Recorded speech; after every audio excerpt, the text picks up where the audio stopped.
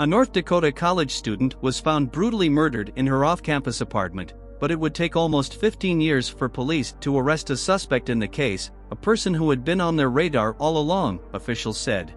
On June 4, 2007, Gordon and Sharon Knutson grew concerned because they hadn't heard from their 18-year-old daughter Anita Knutson in several days.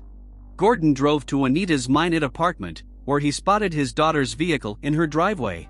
The door to Anita's residence was locked, and when he peered through her bedroom window, he saw his oldest daughter face down and covered with a coat on her blood-soaked mattress. Recalling what happened in an interview with Crime Watch Daily, Gordon said when he reached through the window and touched Anita, he noticed that her body was cold, so I knew she was dead.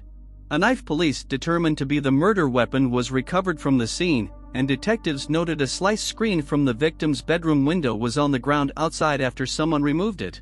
Lacking evidence at the time, detectives were unable to take any suspects into custody and the case eventually grew cold. That changed, however, in March 2022 when authorities arrested now 35-year-old Nicole Rice at her civilian job at Minot Air Force Base and charged her with her former roommate's murder. Anita was scared of her, the victim's mother, Sharon, told Crime Watch Daily about Rice. Sharon also claimed in the interview that Rice sent threatening messages and Anita, who had just completed her first year studying elementary education at Minot State University, was going to move out of the apartment the two shared. "My heart goes out to the family," Minot Police Chief John Klug said at a press conference to announce Rice's arrest, NBC News reported. "I wish we could have solved this sooner, but at the same time, I'm glad to say that we have the person responsible for the murder of Anita Knutson in custody. I think the turning point in this case was really just trying to pull all of that information together and put it in an order that made sense," Klug said. "It just took a little bit of refocusing and a lot of paying attention to the fine details." According to Klug, so much time had passed since the murder that most of the detectives who worked the original scene and investigation have retired, but, he added, "we have not forgotten about this case."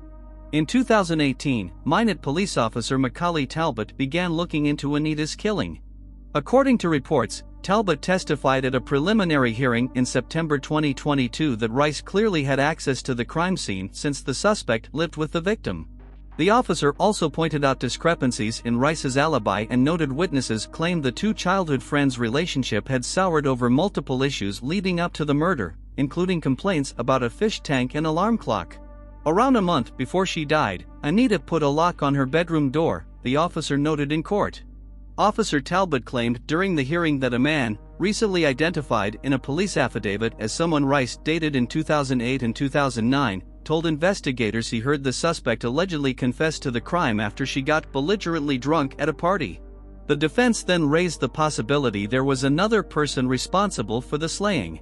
Rice's lawyer questioned Talbot at the hearing about a man arrested for breaking into area homes while armed with a knife in the timeframe of Anita's murder and introduced statements from a witness indicating the man was spotted running in the victim's neighborhood.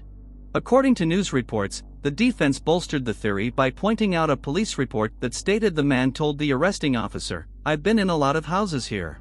On February 8, a pretrial hearing that was originally scheduled for next month was pushed back to June 14 so the prosecution and defense teams could have more time to prepare their cases.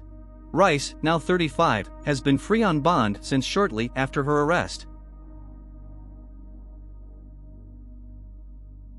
The man accused of murdering Vice worker Emma Caldwell faces sexual violence and assault raps against 27 more women, legal documents reveal. The case against Ian Packer called before Lord Beckett at the High Court in Edinburgh, where his lawyers submitted a not guilty plea to 46 charges, including one charge of murder and 11 rapes, spanning 26 years. The 50-year-old wasn't in court for the hearing due to issues getting him transported from Barlinnie Jail, where he is being held on remand.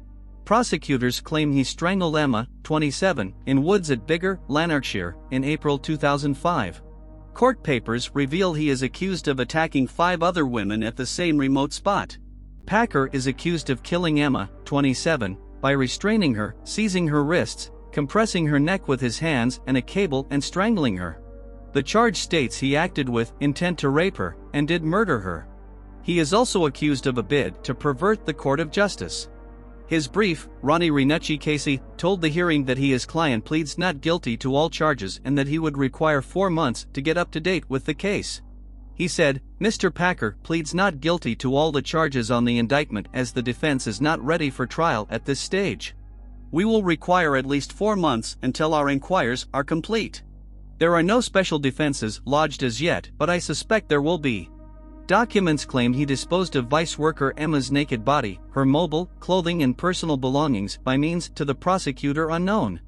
It's claimed he then cleaned a car's interior in an alleged bid to conceal and destroy evidence. Packer's also accused of indecently assaulting Emma in August 2004 at London Road and Green Street, in Glasgow's Calton. 5 of Packer's alleged victims are described in legal papers as now deceased. Prosecutors further claim one Linefield Woods complainer was attacked between September 1, 2004 and March 31, 2005. The charge states he presented an imitation firearm at her during an alleged sex assault. It's claimed another woman, who has since passed away, was indecently assaulted at the site between January 1 and June 30, 2005. A different female, also now dead, was said to be victim of an alleged indecent assault and rape at the Woods between December 1, 2005 and January 9, 2006. An alleged fourth attack victim was claimed to have been targeted by Packer several times at the Woodland between July 20, 2000 and April 1, 2005. It's alleged she was also attacked in a motor vehicle at Pollock Park, Glasgow, and at the entrance to a field near Glasgow Airport during the same period. An alleged attack on a fifth woman at Linefield Woods is said to have happened between January 1 and April 30, 2010. It's claimed Packer committed rape to her injury and did compress her neck and restrict her breathing. Court papers claim the same woman was subjected to a similar alleged sex attack there in December 2010. Packer is said to have committed sexual offenses against a further 22 women from July 1990 to May 2016, including indecent and libidinous practices towards a girl of 14 and 15. And he's accused of assaulting 3 men between February 2008 and October 2011, plus punching a boy, 15, on the head between June 1992 and June 1993. Earlier this year, lawyers acting Packer tried to have him released from custody at the Sheriff Appeal Court in Edinburgh. However, Appeal Sheriff William Holligan refused to grant him bail. Today, the judge allowed applications that will ensure the deceased women's evidence will be heard. A trial was set down for 11 weeks and is scheduled to take place on January 15, 2024, and the judge urged the legal teams to agree as much evidence as possible. Lord Beckett said, "This is a very lengthy indictment and I would urge both parties to agree as much evidence as possible. It is a lot to ask of a jury to go through a long trial and it's not in the interest of justice." A further preliminary hearing was set June 2, 2023, at the High Court in Glasgow.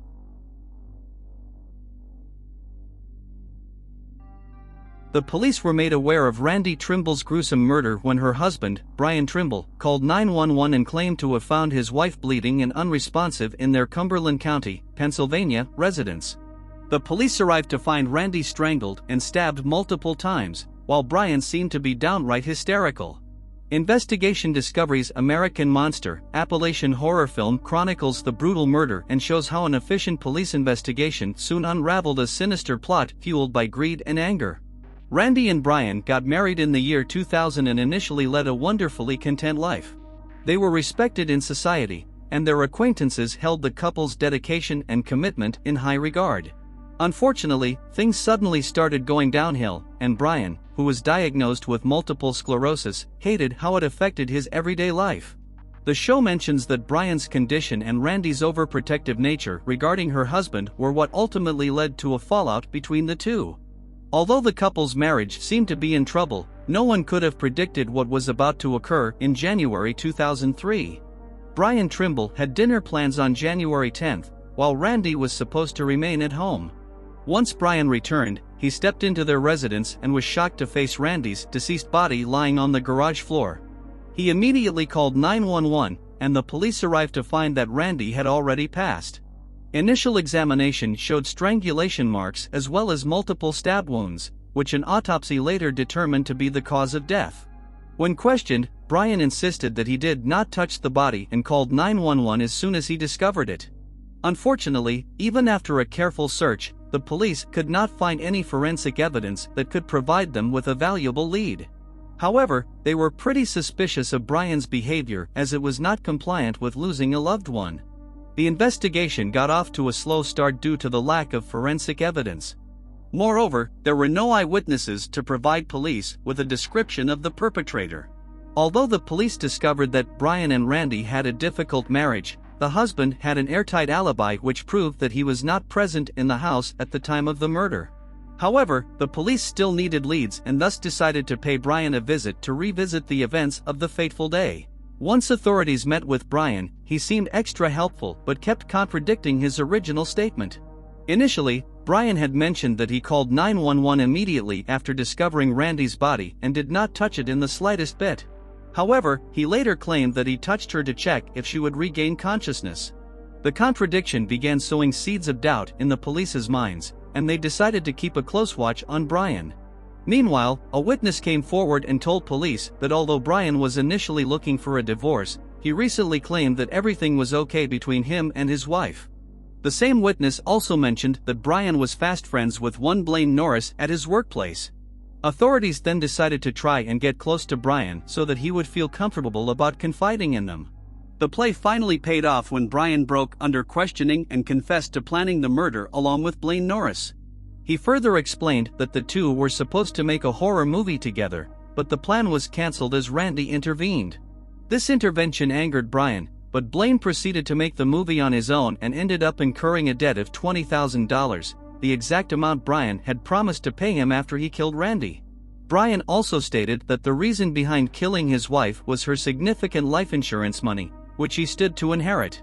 Following up on this lead, the police searched Brian's computer and found that a detailed document on how to murder someone had been forwarded to Blaine. Although Blaine denied all involvement when questioned, the police searched his house and found a collection of rifles, handguns, and knives. The murder weapon was never discovered, but they realized that Blaine knew all about forensics and could have easily cleaned the crime scene of his presence. Moreover, although an acquaintance had mentioned seeing Blaine during the time of the murder, the alibi was soon disproved with the help of CCTV footage. Thus, based on Brian's statement and a possible motive of earning $20,000, Blaine was arrested and charged with Randi's murder. Brian, too, was arrested and charged for his involvement. Once produced in court, Randi Trimble confessed to his guilt and pleaded guilty to a conspiracy to commit murder charge. Based on his plea, Brian was sentenced to life in prison in 2004. On the other hand, prosecutors wanted to seek the death penalty for Blaine Norris. However, he decided to confess to the murder and pleaded guilty at the very last moment, effectively escaping the death penalty. Thus, Blaine was convicted of murder and was also sent behind bars for life in 2004. In the years following this sentencing, Brian has tried, but in vain, to get his conviction overturned. As a result, he remains incarcerated at SCI Benner Township in Bellefonte, Pennsylvania. Blaine, too, has not been successful in petitioning against his conviction and is currently incarcerated at SCI Somerset in Somerset, Pennsylvania. This is the murder mystery which shocked a nation with the disappearance of a schoolgirl feared murdered and turned into kebab meat. Charlene Downes went missing from her hometown of Blackpool in Lancashire on November 1, 2003. She was just 14. Nearly 20 years later, and police are still no closer to solving her murder. Police initially treated Charlene's disappearance as a runaway teenager, but it soon became clear something more sinister had happened to the tragic teen. It was later revealed that she had been a victim of sexual abuse near the location where she was last seen in November 2003. Police investigations revealed that at least 60 schoolgirls were groomed for sex by takeaway workers. They who would ply their young victims with food, alcohol, and cigarettes in return for sexual favors. In 2006, Lancashire police said Charlene had been murdered, but the force is still no closer to finding her body nearly 2 decades after she went missing. Charlene's mom Karen last saw her on November 1, 2003, at 7:15 p.m. Karen kissed her daughter goodbye at a bus stop on Church Street where Charlene was on her way to meet friends in the town center. Charlene told her she was going to the arcade and wouldn't be home late. She met up with her friend and they then walked towards the promenade, heading for the Carousel Bar on North Pier. Charlene is then spotted on CCTV just after 9 p.m. outside a Blackpool bar on Talbot Road with a woman wearing a 3/4 length black coat. The next day, when she failed to return home, Charlene's family reported her as missing. Officers from Lancashire Police took more than 4,800 witness statements, and there have been 10,500 lines of inquiry generated during the length of the inquiry. 2 decades on the case remains unsolved despite a £100,000 reward. In 2007, a takeaway owner Iyad al-Batiki was accused of murdering her, while co-worker Mohammed Riveshi was alleged to have helped to dispose of her body. At their trial, the jury heard how Charlene's body was chopped up and turned into kebabs at Funny Boy's fast food shop in Blackpool. It was believed that Charlene could have been targeted because of the dark secret she was believed to be hiding. But the charges against the 2 men were withdrawn after the jury failed to reach a verdict. Lancashire Police renewed their appeal for information about Charlene's whereabouts on the 13th anniversary of her disappearance. Detective Superintendent Andy Webster said in 2016, "It has been 13 years since Charlene disappeared, but we are as determined as ever to find her killer or killers." 2 men were also arrested and questioned by police for historic sex offenses in 2017, but police confirmed there was no suggested direct link to Charlene. In the same year, detectives finally released the only CCTV footage of her on the day she vanished, after it lay unnoticed on police shelves. The family of Charlene have since criticized police for a bungled investigation as a probe was launched into breach of duty. Karen launched a lawsuit against the force in July 2017 seeking a public apology. Police watchdog IPCC referred the case to the Lancashire Police Commissioner and the force's Professional Standards Department in November 2017. In 2019, the heartbreaking case was featured on Channel 5 documentary, Vanished, The Murder of Charlene Downes, where it re-examined the case in the hope new leads could be found. There was more heartbreak for Charlene's family back in 2021 as her younger brother was found dead. Robert Downes, 30, was found in a pool of blood at his Blackpool home on December 4, just a few hours after complaining of feeling unwell. Robert, a father of 4, had gone to a football match with his dad at Blackpool FC's Bloomfield Road Stadium, where he worked as a steward. Shortly after arriving there, however, Robert complained of feeling ill and left. He returned home at 6:30 p.m. and fell asleep a short time later in an upstairs bedroom, which was the last time he was seen alive. His father later discovered him unresponsive on his bedroom floor at home, surrounded by blood. Paramedics were called to the house and Robert was pronounced dead at the scene, while his death was not believed to be suspicious. For more than 3 decades, Cynthia Rodgers has had to live not knowing who killed her daughter, 27-year-old Cynthia Rodgers. Prince George's police believe they've found the man who killed and sexually assaulted Rodgers 33 years ago in Forestville, Maryland. James Clinton Cole, 64, was arrested and charged with the crimes against Rodgers, who lived in Forestville. Rodgers was a research biologist at the National Institute of Health and studying to become a doctor, her mother said. "I don't feel completely healed, never will," Cynthia Rodgers, Cynthia Rodgers' mother said. "But it's a relief to know this person is in jail and hopefully he won't be able to hurt anyone else. I hope he stays in jail. I hope he dies in jail." Cole is already serving a life sentence from an unrelated first-degree rape conviction. Police said that on January 27, 1989, Rodgers was found dead in a wooded area in the 6000 block of Surrey Square Lane Service Road in Forestville. Cynthia said Cynthia had gone out for groceries when she was attacked and murdered along the path she was walking to the store. Investigators said that she was found suffering from trauma and had been sexually assaulted. The medical examiner determined the cause of death as strangulation with blunt force trauma to her head and neck, and the manner was ruled a homicide. "No one deserves to be treated that way. It was horrific, and I am ever so thankful about the hard work and the persistence of Dawn in checking back and staying on top of technology and talking to the detectives frequently," Bernadette Catalan, Cynthia Rodgers' childhood friend, said. Dawn Page is Cynthia Rodgers' first cousin. She spent years probing detectives and inquiring about new technologies and DNA advancements. The family attributes her persistence to the case being solved. "Over the years, I have just been making any effort that I could to keep this case in the forefront of Prince George's County's cold case unit," Page said. "It's a glimmer of hope in general that my efforts were not in vain." On January 24, 2022, police said detectives had evidence in the case retested, and thanks to advancements in DNA technology, produced a complete unidentified male profile. A search of the state of Maryland DNA database resulted in a positive match to Cole, police have announced. Detectives have since found no evidence that Cole and Rodgers knew one another. There are a lot of things and goals in life, and sometimes things don't necessarily happen within the time frame you want them to happen, but this reminded me to have faith, keep hope, keep making efforts, and in God's time things will happen, Page said. Cynthia Rodgers said she will be in the courtroom when Cole has his day in court, able to see her daughter's killer at long last. I don't want to sound bitter, but I am. I really to be there for the trial. I'm going to be there. I want to look him in the face and let him know he took something away that was precious to us, Cynthia Rodgers said. I want to say something to him. But I'm going to wait to say it just to him. Thank you for watching. Make sure you subscribe and like the video, and click the bell icon to stay tuned.